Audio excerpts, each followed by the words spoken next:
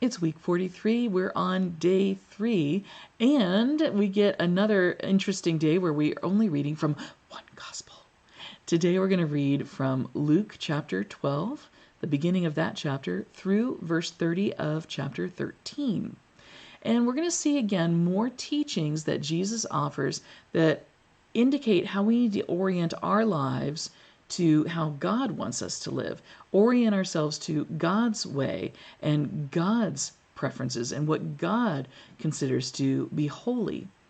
Basically, Jesus is calling people to be prepared to make an accounting of their life. Why did you live the way that you live? We are all going to be called before the judgment seat of God. We are all going to be called to make a defense, if you will, of whether we lived according to God's way or to our own way.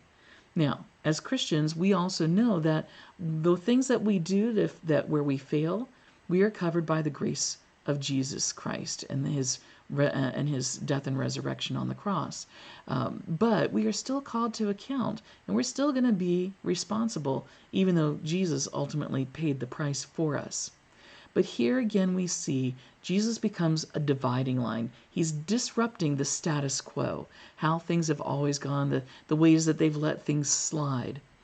And he shows to the people that those who know Jesus, those who know him and follow his ways, the ways of God, they are the ones who will be blessed. They are the ones who will receive the kingdom.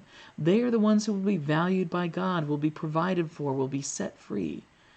Because we cannot live according to God's way on our own. We need the grace that Jesus Christ offers. But we also need to live as closely as possible to the way that God calls us to live.